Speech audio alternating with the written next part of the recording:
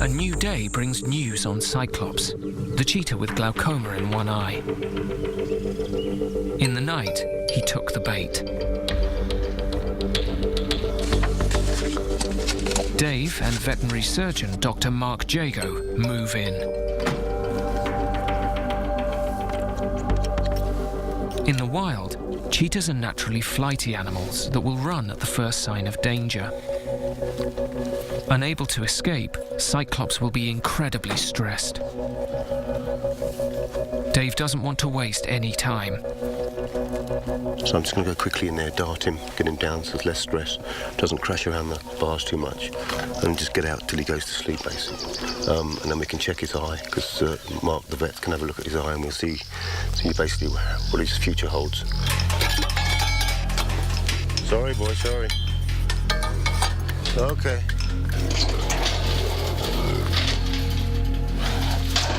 Okay, boy. Dave needs to get a clear shot into the muscle of Cyclops' hind leg. The longer it takes, the more chance that Cyclops will injure himself on the bars.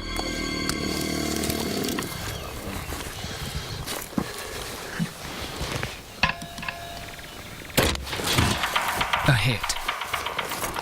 And Dave and Mark can retreat while the drug takes effect. A lot of crashing around. Sometimes they can damage their face. Obviously very nervous, so just got to try and get away as soon as possible so there's not too much of that. There are always risks with anaesthetic.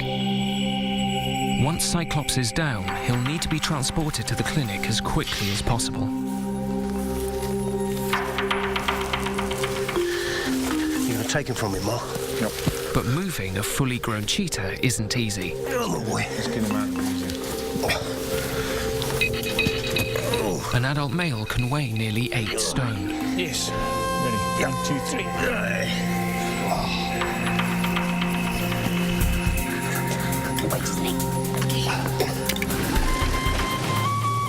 3. Cyclops' eyes are covered to protect them from the sun's glare. And once on the truck, cool, wet towels ensure he doesn't overheat. Once he's back at the clinic, he'll be examined. And if his condition has deteriorated, he'll face major surgery.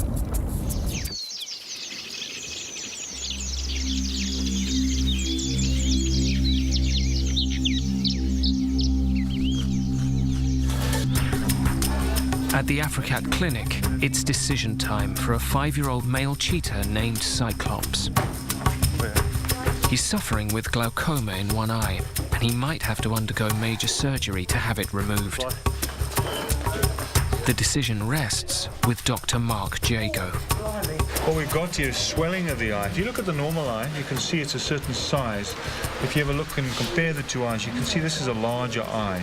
You can actually feel it as well and feel there's a certain amount of increase in pressure. The eye is swollen. Healthy cheetahs rely on binocular vision, using both eyes to line up their prey accurately during a hunt. It's impressive that Cyclops has adapted to using just one eye.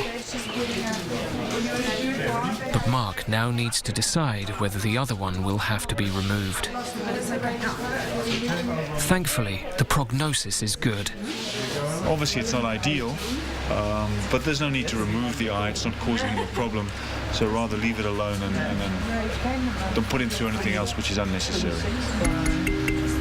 He's learned to hunt with one eye, and it's one of those natural things that happens. Cyclops has spent 18 months in captivity, but now he'll get a second chance at freedom. It's a massive relief for Dave. Been waiting for this for a long time now, getting the radio collar, getting him back out there where he belongs. Is that the A-OK on all fronts? So now we can get out there and do what he's supposed to. Okay, let's go. Cyclops is taken to a shady area to recover from his ordeal. And after a stressful day, can now look forward to a second chance in the wild.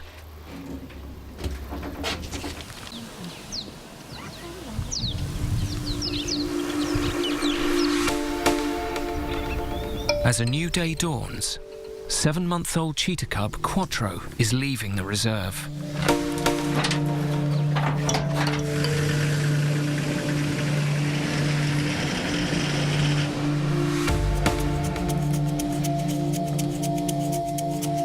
Quattro was brought in with a broken leg after being hit by a car, and Dave had no way of knowing whether he'd pull through. Hopefully it doesn't come to it, but it could well come to the fact that it's not savable and then it has to be euthanized. And as sad as it is, we have to accept that sort of thing. This morning, Quattro will have X-rays on his leg. Can hand inject, Minty. It will be down to Dr. Ulf Tubesing to decide whether he can be saved. First, he'll have to anaesthetize him. Oh, Hi Dave, how are you? We got a towel or something for his head, or? I usually just, if you get a towel in, they usually start swatting it. It's a very calm cheetah. Yeah. The team initially thought Quattro's calm behaviour could be the result of head trauma. But when he remains relaxed, even whilst being injected, I'm not going to do anything nasty to you. they begin to suspect something else. It must be hand rape. For it to be this tame. It's illegal to hand-rear cheetahs as pets in Namibia, but orphaned cubs are sometimes taken in. Ulf deals with big cats on a regular basis and knows the signs. A truly wild cheetah, that was run over and captured like 2 days ago. One would really expect to be very, very anxious. I'm sure if I would have scratched that head for 2 minutes or 30 seconds longer, it would start purring and it would lie down. That isn't exactly a very anxious animal. All this really suggests that it is a hand-raised cheetah. I'm sitting in the door. If Quattro's leg is too severely fractured, it could be amputated, but he'd have no chance in the wild. Cheetahs rely on their speed and agility to bring down prey. If the leg can't be saved, the kindest thing would be to put him to sleep. The X-rays make for shocking viewing. There are multiple breaks along Quattro's leg. So here you can see this fracture quite clearly. Here's the other fracture. Worse still, on closer examination, Ulf discovers broken bone fragments within the leg joint. It looks like there's a piece that has been literally punched out. You can see this black around here. It looks like there's a chunk that has been broken out. It probably is a traumatic injury, but it doesn't make a hell of a lot of sense. It's a very strange fracture. It's now more complicated.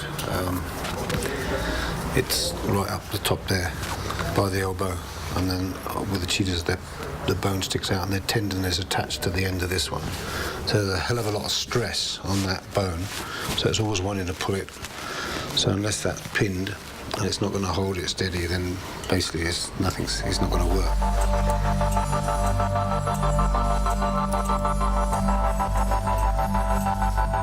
Quattro is taken through to surgery.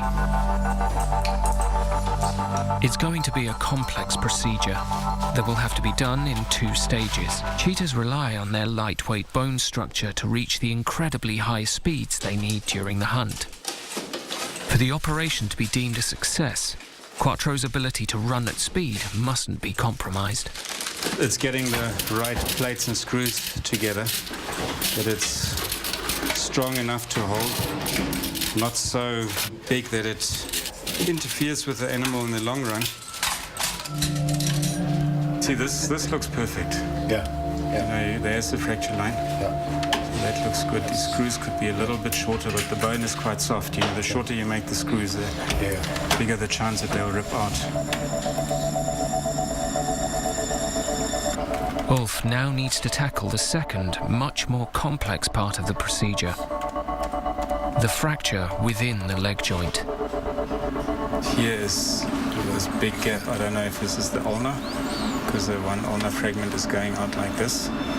it needs to be shifted in. If I shift this in, that it will come in again. Okay, let's go for phase 2.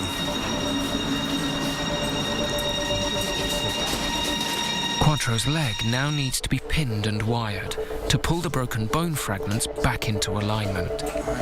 Part 1 went very well, although Orpha's got a few concerns about the getting the ulna right.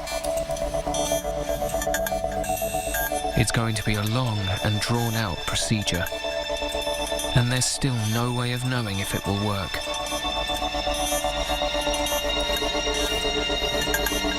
The life of this young cheetah cub will be determined in the coming hours.